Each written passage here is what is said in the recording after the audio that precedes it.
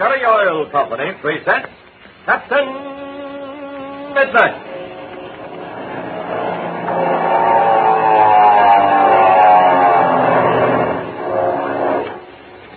Captain Midnight, brought to you every day, Monday through Friday, at this same time, by the Skelly Oil Company, Skelly Jobbers and Dealers. Say, there's nothing I get a bigger kick out of than hearing from you members of Captain Midnight's Flight Patrol. Boy, you certainly do write some swell letters. Why, here's one I just received today.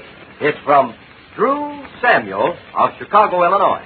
Dear Don Gordon, I've been a member of Captain Midnight's Flight Patrol for a whole year. I thought last year's membership badge was tops, but I like this year's spinner medal even better.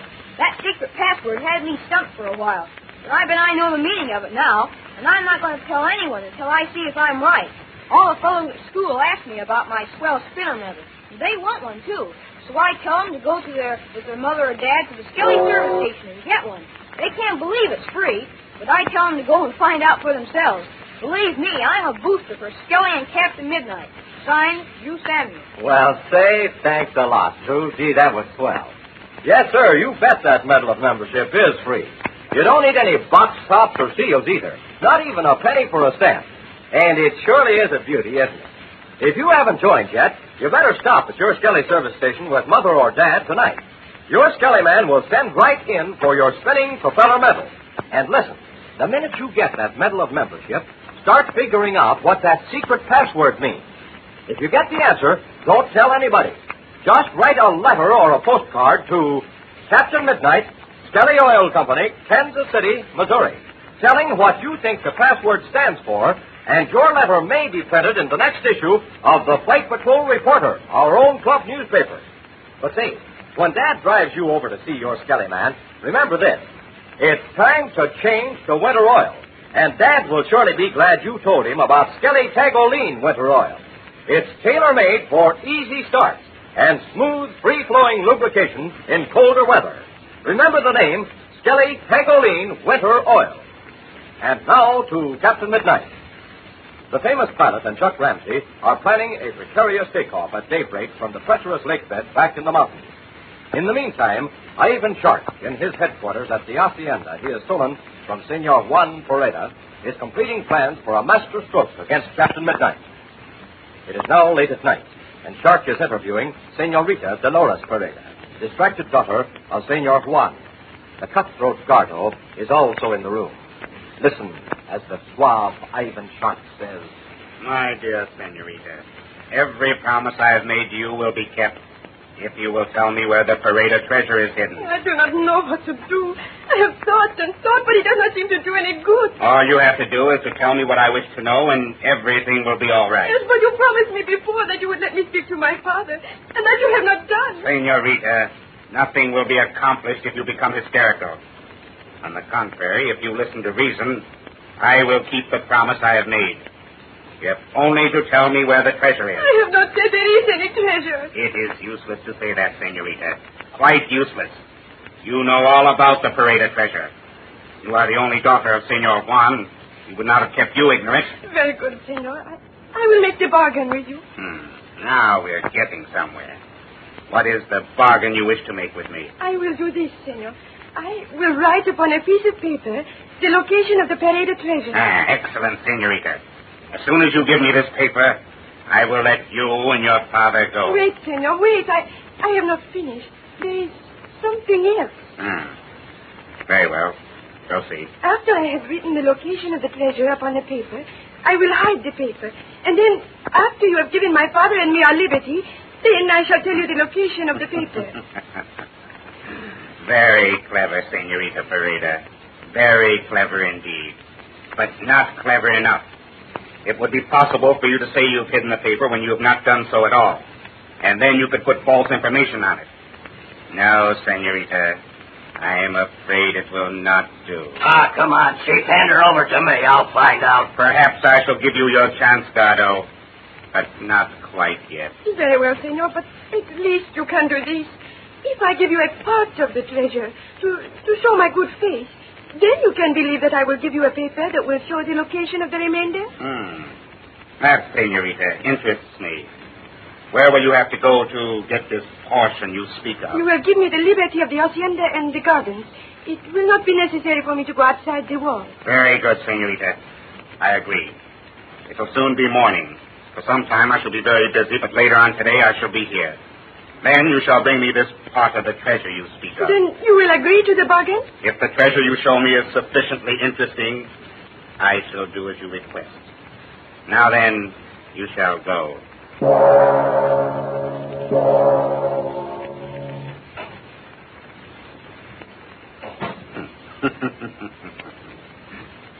Fang. You wish to speak to me, Master? Yes, Fang. You are to follow Senorita Pareda, and you are to keep her under observation the rest of the day. You must not fail in this. Very good, Master. You must be careful that she does not know that you are watching her. I understand, Master. Very good. You may go. Yes, Master. Well, what do we do now, Chief? Very soon it'll be daybreak, Dardo, and we must be in the air. Yeah, but there's a heavy mist around them mountains in the morning, Chief. We can't do much till it clears up. We will be ready to take to the air, and the instant the fog begins to lift, we will take off. Okay. Anything else? You will see that all ships and pilots are ready to fly. Go now, and then send me word. Okay, Chief. Dardo never fails.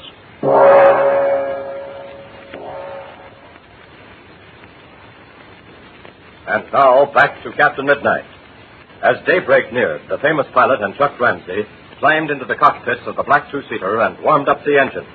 Then they start their takeoff. Listen as Chuck shouts. We're almost off, Red. There, the wheels are clear. Yes, I felt some rise, Chuck. There was a lot of drag to the ground there. We got to turn, Red.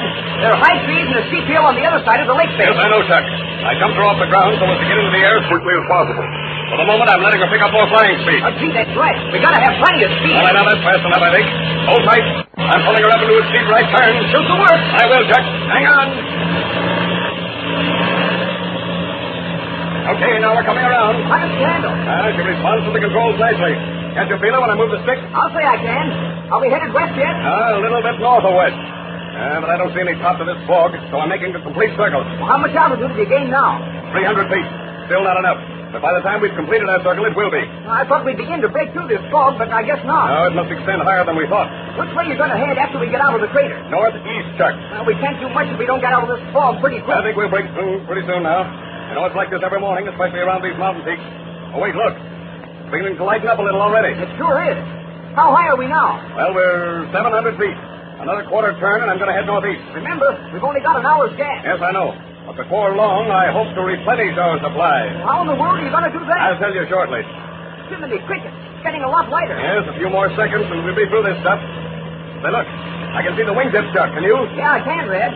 We're through it, Chuck. And now we're on our way.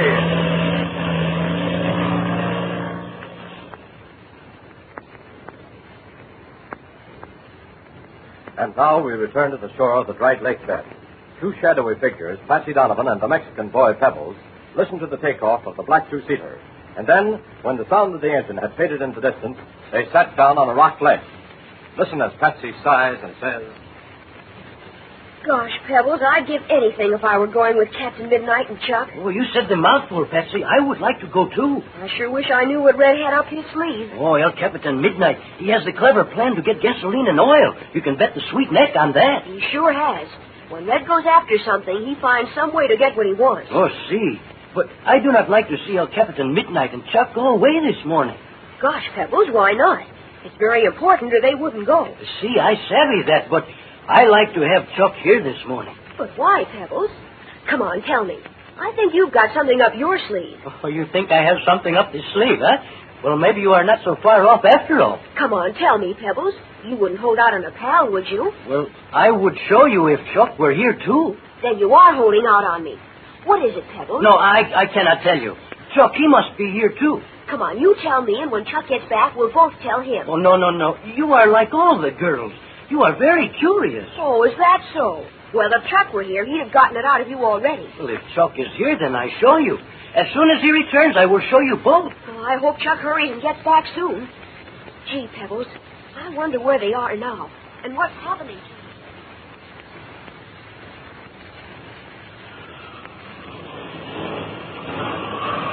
beacons, Red. Now I can see plainly. We're coming right to Ivan Sharp's landing field, next to the parade hacienda. Right you are, Chuck. Watch it now, we're about to hit. Keep your eyes on everything around us. Okay, Red. I'm watching everything. All right. I'm going to taxi right up to that shack with the wall there. I think that's where Shark keeps his gas and oil. I don't see a soul around, Red. That's what I was hoping, Chuck. There aren't any planes here on the field. That makes me think they're all out trying to pay us a little visit. Look out, Red. We're going to break into that shack. No, we're not. Hold tight. I'm slapping on the brake hard. Ah, there. Now I'll turn around, ready for a quick takeoff. That's swell. Oh, look, Red. Those 5-gallon cans must be gas and oil. And that's going to be our next job, Chuck. Filling up with Ivan Shark's gas. I'll cut the engine, Red. Okay. It's a lucky thing we've got one of Shark's planes, so no one will be suspicious of our landing here. All right, come on now. We've got to work fast.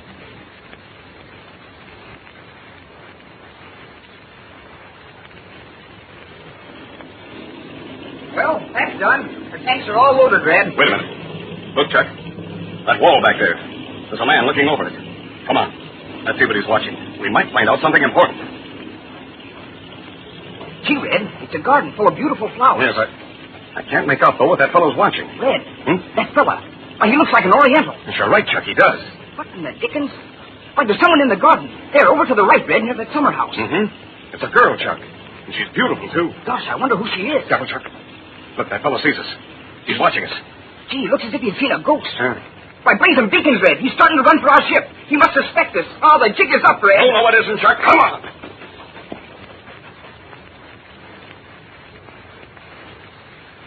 Well, Captain Midnight has chanced a daring stroke. He has landed at Ivan Shark's headquarters. But neither he nor Chuck knows that the fellow they have observed is Ivan Shark's personal servant and bodyguard, Fang. But say, what is the surprise Pebbles has in store for Chuck and Patsy? It's something you must not miss. So be sure to tune in tomorrow to Captain Midnight. Say, how many of you wide-awake young junior pilots have remembered to tell your dad about the original tailor-made gasoline, Skelly Aeromax? Have you explained to him how Skelly Aeromax is weather right for your car because it's tailor-made for quick starting, for pep and power and pickup in your kind of weather? Well, why don't you ask Dad to try a tank full of tailor-made Skelly Aeromax gasoline tonight? Remind him, too, that it's time to drain out that thick, sluggy summer oil and replace it with free-flowing Skelly Tagoline winter oil. Tell him it's better to prepare than repair. Say, Dad will thank you, I'm sure, for introducing him to a swell combination for winter driving. Tailor-made Skelly Aeromax gasoline and Skelly Tagoline winter oil. Why don't you talk it over with him tonight? Then be sure to stop at your Skelly service station the next time you're out in the family car. Now, don't forget to tune in again tomorrow, same time, same station, for further transcribed adventures of Captain Midnight, brought to you by the Skelly Oil Company, Skelly Shoppers and Dealers. What is the great surprise that Pablo has in store for Patsy and Chuck when the latter returns? That is, if he and Captain Midnight succeed in getting away from Ivan Shark's headquarters. Be sure to listen tomorrow. Until then, this is Don Gordon, your Skelly Man, saying goodbye and happy landing!